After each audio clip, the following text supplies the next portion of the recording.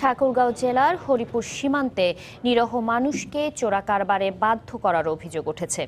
গ্রামবাসীর অভিযোগ, যখন তখন কৃষকের ঘর থেকে গরু তুলে নিয়ে যাওয়া হয়, ছাড়িয়ে আনতে হয় টাকা দিয়ে।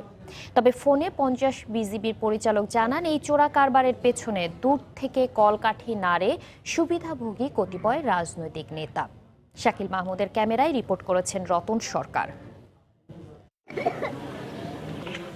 হরিপুরের বহরমপুর সীমান্তের গ্রামগুলোতে বসবাসকারী মানুষের অভিযোগ, বিজিবির অসাধু একটি অংশের ছত্রছায়ায় হরিপুর সীমান্তে হচ্ছে চোরাচালান। স্থানীয় ভাষায় লাইন খাওয়ার মাধ্যমে বিজিবি গরু ছাড়াও নিষিদ্ধ ফেন্সিডিল, ইয়াবা, শাড়ি কাপড়, জিরা সহ চোরাচালানের বিভিন্ন পণ্য ছেড়ে দেয়। মিডিয়ারে তো লাইন দিচ্ছে, টাকা নিচ্ছে, ছাড়ে দিচ্ছে, আবার বেলা করতে দিচ্ছে। মিডিয়ার লাইন খায় মানুষ গরুর, এবং দূর থেকে তাদের সোর্স দিয়ে মনে করে গরু নিয়ে যায়।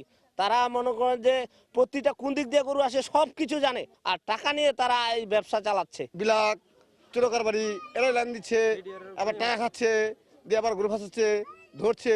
এদের একটা কাহিনী, ওরা সহযোগিতা করতেছে। আমাদের মনে হচ্ছে ওরা সহযোগিতা না করলে বেলাক গরু চড়বার, গরু চোর চালানি এগুলো হবে না।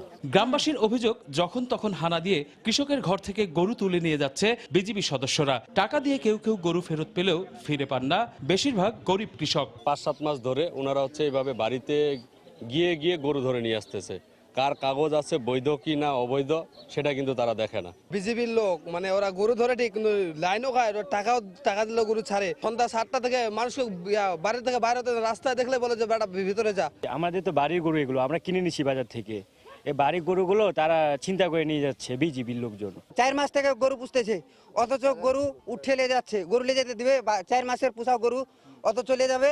5,000 টাকা দিলে তখন 20,000 দিলে তখন ছাড়ে দেয়। কৃষকের আমরা ওই গরু সবাই গিয়ে ওখানে নিয়ে আসি।